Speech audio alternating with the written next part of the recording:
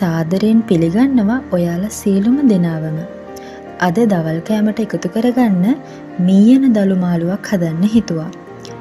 මේ මීයන දළු ගොඩක් වෙලාවට දක්නට ලැබෙන රත්නපුර ආශ්‍රිත ප්‍රදේශවල.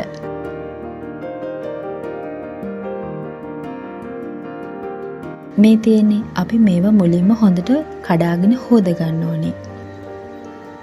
ඊට පස්සේ මේ වගේ වතුර බේරෙන්න තියන්න ඕනේ. 3 සැරයක්වත් හොඳට හොද ගන්න ඕනේ. මේක හදන්න මෙන්න මේ දේවල් ඕන වෙනවා. ඒ වගේම පොල් කිරි ටිකකුත්. මුලින්ම භාජනයක් ලිපේ තියලා එකට මීයන දළු එකතු කරගෙන කහ, කෑලි මිරිස්, ලුණු, ඒ වගේම අනිකුත් දේවල් එකතු කරගන්නවා.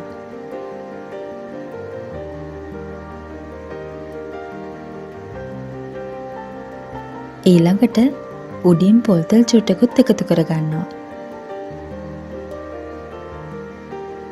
දැන් හොඳට කලවම් කරලා මේ ටික අඩු ගෙන්දරේ ටිකක් උයා ගන්නවා. ආයි චුට්ටක් කලවම් කරනවා. මේ වගේ වතුර ඉක්මනට උනනවා. ඊට පස්සේ තැඹුණාට පස්සේ පොල් කිරි ටික එකතු කරගන්නවා. දැන් ආයෙ කලවම් කරලා පොල් කිරි ටික හොඳට ඉදෙන්න තියෙනවා. මෙන්න මේ විදිහට. දැන් මීයන දළු මාළු ලෑස්ති.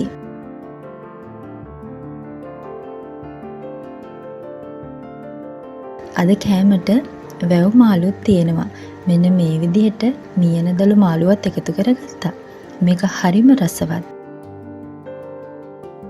ඊළඟට අපි යන්න හිතුවා මාකොළ බටලන්ද පාරේ තියෙන බිග් සී කියන ෂොප් එකට. අපි එහෙ ගියේ ෂර්ට්ස් වගේක් අරගන්න. මෙතන ෂර්ට් තුනක් ටිකක් මිලෙන් අඩුයි. විශේෂයෙන්ම කියන්න ඕන දේ තමයි මෙතන ස්කූල් යුනිෆෝම් තියෙනවා. ඒ යුනිෆෝම් මිලෙන් ටිකක් අඩුයි කියලා තමයි දැනගන්න ලැබුණේ. ඉතින් මම මෙතන එයාලගේ නම්බර් එක දාන්නම්. ඔයාලට පුළුවන් කතා කරලා ඒ ගැන විස්තර අහගන්න. ඒ අවට පාසල් කීපයකම යුනිෆෝම් අඩු මුදලට යාළ ළඟ තියෙනවා කියලා තමයි දැනගන්න ලැබුණේ.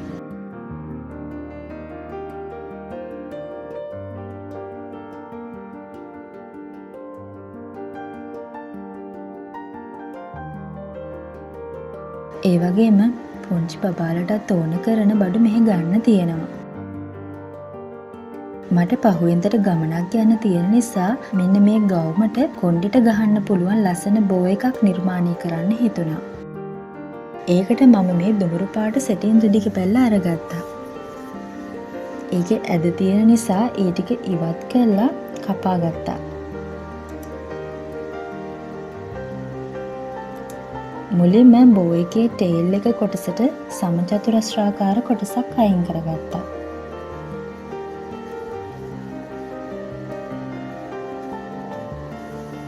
අනෙක් කොටස බෝ එකට. ඒ බෝ එක ටිකක් හයියට තියෙන්න ඕනේ. ඉතින් මංගාව තියෙන මේ රෙදි කෑල්ල එකට මදි. ඒ නිසා මම තවත් රෙදි කෑල්ලක් ඒකට එකතු කරගත්තා. හැබැයි ඒක මහලා ඉවර වෙනකොට පේන්නේ නැති විදියට තියෙන්න ඕනේ. මුලින්ම මම බෝ එක මහ ගන්නවා. ඊට පස්සේ බෝ එක මැදින් එකතු කරලා නූලක් ඇද ගන්නවා. දැක්කනේ දැන් අර මැදින් දාපු රෙදි කෑල්ල පේන්නේ නැහැ.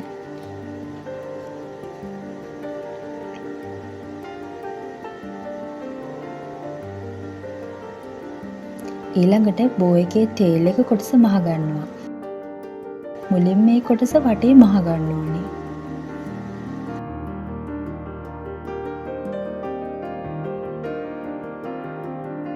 ඊට පස්සේ මෙන්න මේ කොන් දෙක එකට ලං කරලා මැදින් නූලක් ඇද ගන්නවා.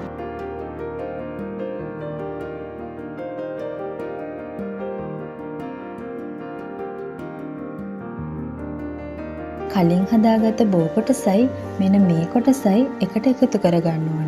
ඒකට මම මේ පොඩි රෙදි පටිය යොදා ගන්නවා. ඊළඟට ඔයාලට පුළුවන් මේකට පොඩි බූලක් හරි ක්ලිප් එකක් හරි එකතු කරගන්න. ඉතින් බලන්නකෝ මේ නිර්මාණයත් ලස්සනයිද කියලා. එහෙනම් ආයෙ දවසක හමු වෙන්නම්. ඔයාලට සුබ දවසක්.